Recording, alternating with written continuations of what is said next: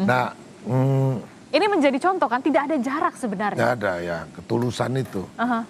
Ketulusan, genuinitas. Nah, saya ingat ya, tadi ada banyak PR ya.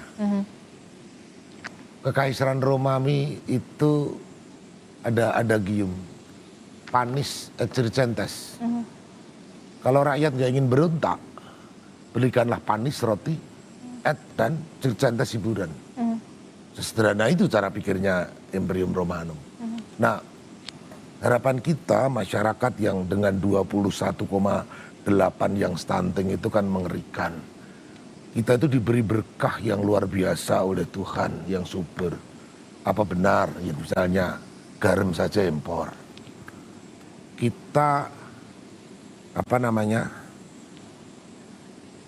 archipelago terbesar ya, dengan garis pantai nomor 2. Oke, kita akan lihat bagaimana Romo, Paus Fransiskus akan menaiki pesawat dari pesawat komersil milik Garuda Indonesia. Sebentar lagi kita akan lihat bagaimana Paus Fransiskus akan meninggalkan Indonesia. Tentu saja banyak pesan yang disampaikan selama kunjungan Paus Fransiskus ke Indonesia tanggal 3 sampai 6 September 2024 dan ini hari terakhir. Ya, sudah melihat bagaimana Paus Fransiskus akan memasuki pesawat komersil milik Garuda Indonesia dan meninggalkan Indonesia setelah sejumlah agenda dalam kunjungan Paus Fransiskus di Indonesia sejak tanggal 3 sampai tanggal 6 September, mulai dari bertemu dengan Presiden Joko Widodo sebagai pemimpin negara Vatikan, kemudian juga menghadiri tokoh pertemuan lintas agama yang juga dihadiri oleh tokoh agama di Masjid Istiqlal bersama dengan Imam Besar Masjid Istiqlal, Nasaruddin Umar. Ada juga momen menarik dan juga momen mengharukan pertemuan antara Imam Besar Istiqlal, Nasaruddin Umar bersama dengan Paus Fransiskus pada saat diusai pertemuan terowongan silaturahmi. Setelah itu kita ketahui bersama saudara, Paus Fransiskus juga memimpin Misa Kudus ataupun Misa Akbar di Gelora Bung Karno yang dihadiri 86.000 umat Katolik. 86.000 umat Katolik di Gelora Bung Karno untuk memimpin Misa Kudus atau Misa Akbar di Gelora Bung Karno. Ada banyak pesan dan juga misi yang disampaikan oleh seorang Paus Fransiskus dalam khotbahnya. Salah satunya adalah soal bagaimana tentang social justice atau keadilan sosial yang sampai saat ini terus didengungkan seorang Paus Fransiskus. Tidak adanya kekerasan, hentikan kekerasan dan juga untuk terciptanya perdamaian dunia. Termasuk juga mengapa negara Vatikan begitu tertarik kepada Indonesia karena memang keberagaman dari agama dan juga budaya Indonesia, tapi kita tetap Bhinneka Tunggal Ika. Itulah yang kemudian kita harapkan ini jangan hanya menjadi event formalitas. Nah, itulah pekerjaan-pekerjaan rumah yang memang harus bisa ditangkap, ya. Bisa ditangkap oleh elit, oleh pemerintahan baru. Apalagi ini lu 5 tahun lah ya, harusnya bisa dari nol lah ya untuk bisa menciptakan. Iya, jadi banyak tadi ya kita berbicara bahasa Paus itu kan bahasa-bahasa diplomatik yang memang tidak mungkin beliau langsung kepada straight to the point. Ya. Kan dalam pidatonya kan beliau juga mengatakan ya, jika benar kalian tuan rumah tambang emas terbesar di dunia. Spesifik ya? Ya. Harta yang paling berharga adalah kemauan agar perbedaan tidak menjadi alasan untuk bertikai, tetapi diselaraskan dalam kerukunan dan rasa saling menghormati. Disinggung soal tambang itu sebagai kekayaan. Tapi yang lebih penting adalah bagaimana perbedaan, bagaimana manusia ini diperhatikan. Itu dalam bahasa low contact yang saya coba pahami. Nah, itu semangat itulah yang menjadi pekerjaan rumah, sehingga show tontonan 70 jam dari Paus melalui berbagai media sosial, itu kan luar biasa, dan seharusnya itu menjadi refleksi bagi kita semua. Dan Paus clear ya, menyukakan bagi kewajiban manusia yang bekerja di bidang politik ya, untuk betul-betul mengawal ini semua, mengawal kemajemukan, mengawal kemaslahatan bersama, mengawal ketimpangan, mengawal hak asasi manusia untuk betul-betul diwujudkan. Spesifik pesan itu disampaikan kepada orang-orang yang bekerja di wilayah politik. Nah, itu yang harus terus diingatkan, menjadi early warning system. Ya, early warning, mengingatkan bahwa akan ada bahaya kalau gap kemiskinan itu kemudian dibiarkan. Karena keadilan sosial itu kan sebenarnya akan mewujud pada sebuah perdamaian. Agak susah mewujudkan sebuah perdamaian tanpa ada social justice. Social justice bukan hanya the have and the have not, tetapi kesenjangan spasial dan lain sebagainya. Itu kalau ini kan menyangkut perasaan ya. Orang yang merasa tidak adil, tidak adil, melihat yang begini, ini kan akan banyak lihat nanti setelah Paus ke Port Moresby, apa yang akan terjadi. Lu juga akan lihat, oh udah kembali lagi. Adisti, saya ingat refleksi COVID ya. COVID 2 tahun menerpa Indonesia. Ya, orang betul-betul terpukul dengan COVID. COVID sekarang kembali sudah relatif selesai. Apa yang bisa dipelajari dari COVID? Perilakunya tetap sama saja. Tidak ada sesuatu yang diperbaiki. Ya kan, kesadaran hidup juga sama saja. Kalau kita naik pesawat, kalau dulu COVID sebelum turun orang harus duduk dulu semuanya. Sampai keluar satu persatu. Jaga jaraknya, tertibnya, sekarang udah kembali normal. Artinya apa? Apakah bangsa ini harus meningkatkan menjadi nation learning, bangsa yang pembelajar dalam semua peristiwa-peristiwa itu. Sehingga hari ini harus lebih baik dari kemarin, dan hari besok harus lebih baik daripada hari ini. Kalau enggak, kita akan begini-begini terus gitu loh. Nggak akan kemana-mana. Nggak akan kemana-mana, sehingga speech-nya Yohanes Paulus harus diulang lagi. Omongan tadi Romo Sulis menyebutkan soal kemunafikan. Itu kan juga pidatonya Mohtar Lubis di tahun 74. Berbicara soal karakter manusia Indonesia. Ya sekarang masih begini-begini saja gitu loh. Nah, inilah yang menjadi bangsa pembelajar, yang sesuatu hentakan itu bisa mengubah perilaku dari masyarakat, dan itu butuh keteladanan. Itu butuh keteladanan, dan kita juga berharap ada keteladanan itu di pemimpin-pemimpin kita nantinya. Romo. Jelas dong, pemimpin disumpah untuk melayani masyarakat. Pemimpin jadi begini, kita menyebut pemimpin secara spesifik politisi ya. Negara ini hancur apa tidak bergantung politik. Pada pemimpinnya. Agama benar apa tidak tergantung pada tergantung pemimpin. Politik, ya kan. Pendidikan baik apa tidak. Jadi sebetulnya tugas politisi itu tugas yang sangat luhur, ya, sangat luhur. Paus juga menyebut itu.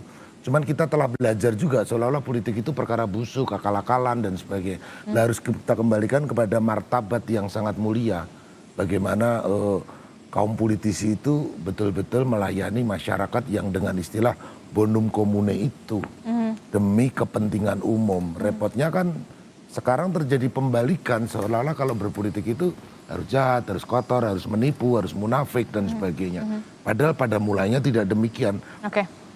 Oke, kita akan lihat Romo dan juga Mas Budiman, kita akan lihat gambar terkini di mana tadi baru saja kita lihat pintu dari tertutup, pintu dari pesawat Garuda Indonesia yang akan membawa Paus Fransiskus ke Papua Nugini untuk melanjutkan kunjungannya di negara Papua Nugini setelah 3 hari ini, saudara. 3 hingga sampai 4 hari ini, 3 sampai 6 September. Paus Fransiskus ini berkunjung di Indonesia dengan sejumlah agenda dan juga membawa pesan yang banyak sekali kita bisa lihat, termasuk tadi kita sudah membahas soal bagaimana dengan adanya kunjungan Paus ini bisa merefleksikan diri tidak hanya bagi umat Katolik tapi bagi seluruh rakyat Indonesia.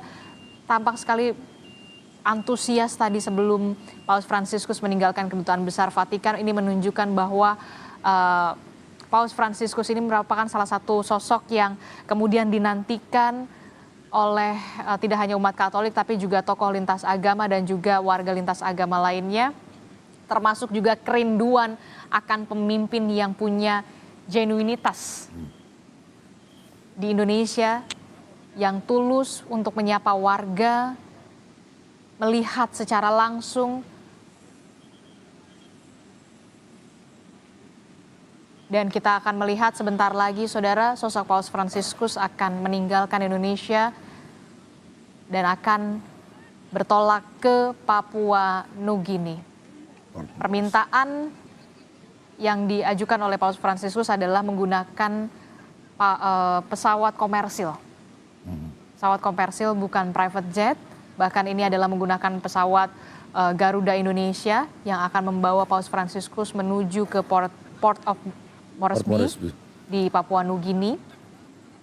Saudara, sebelumnya juga Paus Fransiskus juga dari Italia ke Indonesia juga menggunakan pesawat komersil yang dicharter, saudara. Dan ini menunjukkan bagaimana kesederhanaan dari seorang Paus Fransiskus dan tidak ingin dispesialkan, begitu ya, ingin dispesialkan dalam kunjungannya, termasuk juga bagaimana kita melihat pada saat Paus Fransiskus selama kunjungannya di Indonesia menggunakan kendaraan berwarna putih, hanya SUV. Begitu, dan selalu membuka kaca jendela mobilnya, bahkan berada duduk di bagian depan. Dan kita tentu saja patut bersuka cita dan juga berbangga dan berbahagia seorang Paus Fransiskus mau berkunjung ke Indonesia. Begitu ya, bahkan banyak sekali anak-anak, bayi, anak-anak berkebutuhan khusus ya. Dan apa ya, Paus Fransiskus Smiling Pope gitu ya, kita melihat secara langsung bagaimana ketulusan dari seorang Paus Fransiskus. Ya. Termasuk di misa kemarin ya. Di misa kemarin dengan ya, umurnya sudah 87 ya, sudah tidak muda lagi.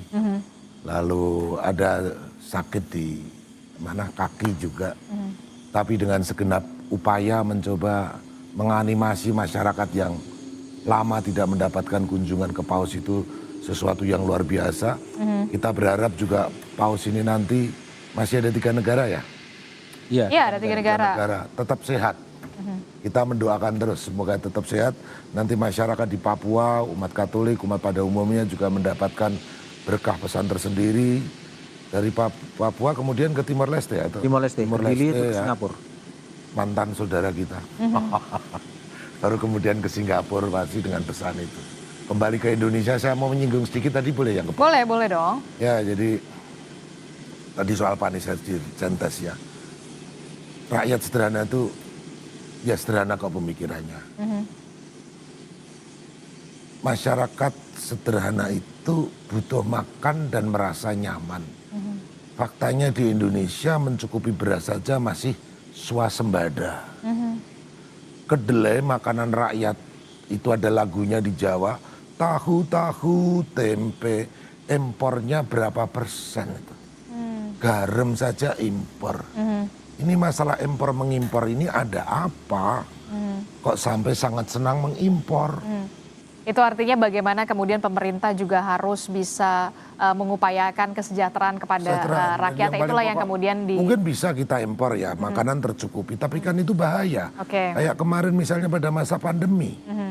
Semua butuh sustainability di masing negara.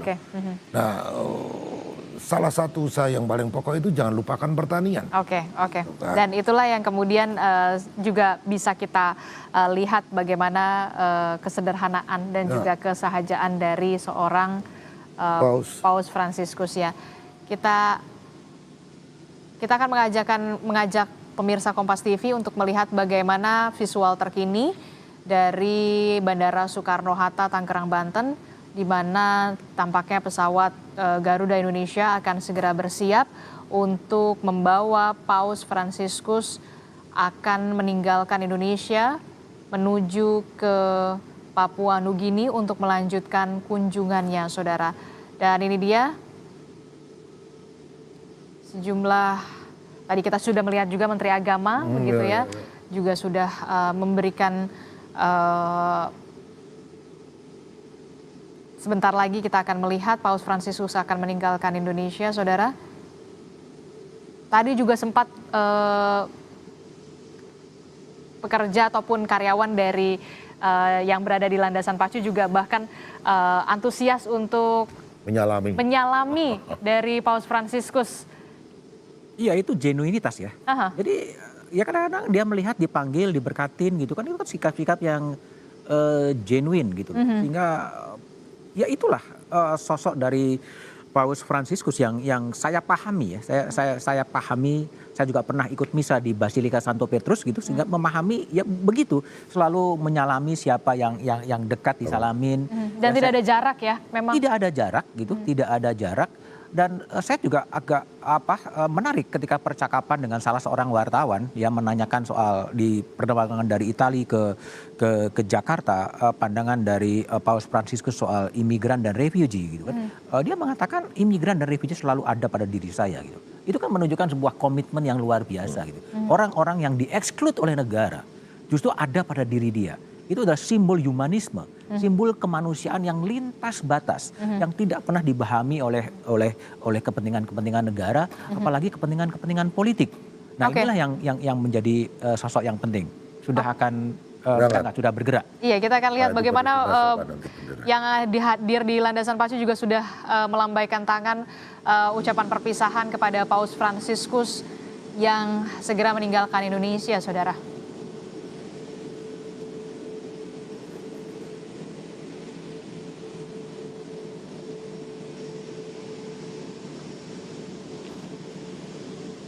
Berapa jam ke pos Moresby? 6 atau berapa? Sama ke arah Papua lah. Oh ya? Hampir 8 jaman. Lama juga ya. Oke, ini dia ada Ignatius Jonan, kemudian juga ada Effendi Simbolon. Tadi juga kita melihat bagaimana Menteri Agama juga memberi kedutaan besar juga dari Duta Besar Vatikan. Juga kita sudah melihat bagaimana Paus Fransiskus sebentar lagi akan meninggalkan Indonesia untuk melanjutkan kunjungannya ke Papua Nugini, saudara.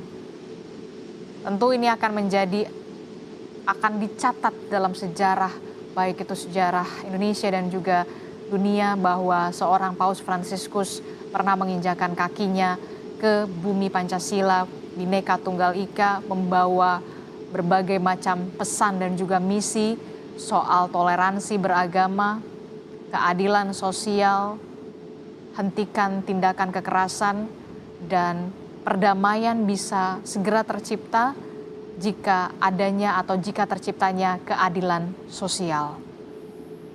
Inilah yang kemudian menjadi PR kita bersama, warga dan juga pemerintah serta elit, untuk bisa mengimplementasikan apa yang dipesankan oleh Paus Fransiskus selama di Indonesia, termasuk soal isu lingkungan juga sempat disinggung oleh seorang Paus Fransiskus, keadilan sosial, serta perdamaian. Keadilan sosial tidak akan pernah tercipta, saudara, dan toleransi beragama inilah yang kemudian tetap harus bisa kita ciptakan dan juga upayakan di negeri Indonesia ini. Kita sama-sama saksikan bersama detik-detik, Mas Budiman. Ya, artinya tetap kita harus terima kasih ya.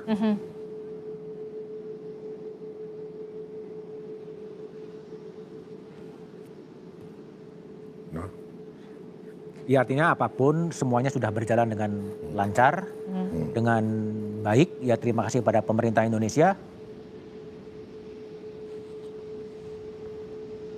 Ya, yang telah mengusahakan banyak untuk Paus. Mengusahakan banyak untuk gereja, ada persahabatan dari dua negara. Dan tentu saja pesan-pesan dari Pak Jokowi juga nyambut. Bapak Nasaruddin Umar, imam besar masjid juga memberi poin-poin. Dan Paus memberikan banyak poin, itu berarti sekali lagi itu PR untuk kita sebagai bangsa yang besar. Sebagai bangsa yang besar, archipelago nomor 1 atau nomor 2, Ya. itu luar biasa, kekayaan sudah banyak disebut. Cuman kita juga punya masalah yang sangat besar sebagai bangsa. Dan kalau tadi jangan sampai stuck. Saya hanya mau mengutip kata-kata Bung Karno, jas merah. Karena kalau bangsa yang tidak belajar dari sejarah, ya kita akan jatuh kepada pengalaman yang sama, itu lagi, itu lagi, itu lagi. Misalnya pada zaman Soeharto, itu menggunakan teori Rostow, teori pembangunan, tinggal landas dan sebagainya. Dibikin GBHN dan seterusnya. Oke. GBHN ada. Nah sekarang pemerintah mencoba membuat ada tujuan 2045 ya. Oke.